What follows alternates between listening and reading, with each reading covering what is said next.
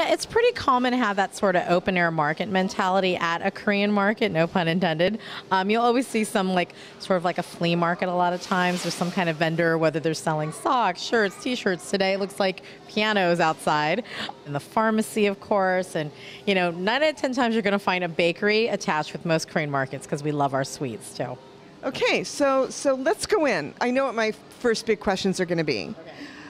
It's going to be the gochujang wall. First of all, remind us what gochujang is. So gochujang is a spicy bean paste that we make out of chili powder, which is our gochugaru. And basically it's made with, some water, some kind of paste that you could either do like with rice flour or another kind of flour-based product that's actually going to glutenise and make it sort of into a paste. There's normally sugar, sometimes a little vinegar and salt, and some oil to make it all yummy. And it's our version of a Korean spicy ketchup.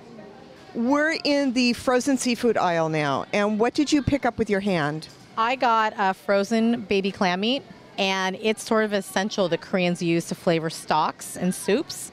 A lot of times, if we're not going to use any meat products, this is our cheat to it. There is one more staple that I highly, highly suggest you have, and that is some squid, aka ojingo, which is a very common dish that we have at a cafe or a bar, and we call it ojingo bokum, which is the stir-fried squid with the peppers and the onions, the fish cakes, and that lovely spicy sauce that we make with the gochujang. Now we are at a banchan bar, which, if this were a salad bar, this would be the biggest salad bar in the world. Most likely. How many items? Do you think there's like 40? 40 different, 30? Probably 30 to 40 items that interchange daily here. I don't even know where to begin.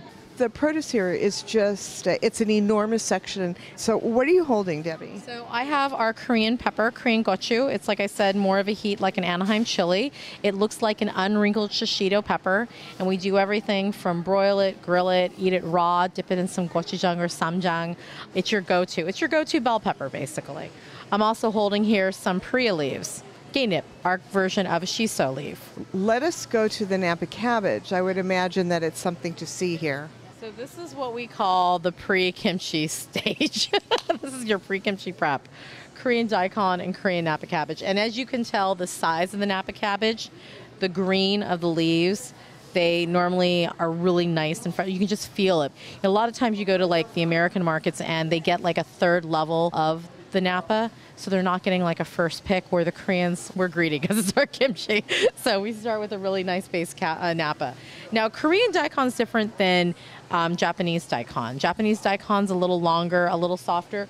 Korean daikon, and if you can feel it, it's like hard like a rock, sort of like that of a turnip or a jicama. And I just have to say that the best place to get peeled garlic, if you want to buy peeled garlic, is at a Korean grocery store. Yeah. Because it is pristine. It's like the highest quality for the lowest price.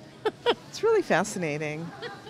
This is what LA is all about. This is like the largest community of Koreans outside of Korea, correct? Oh yeah, it's called Little Seoul. That's why there's over 4,000 restaurants and bars in Koreatown in Los Angeles alone.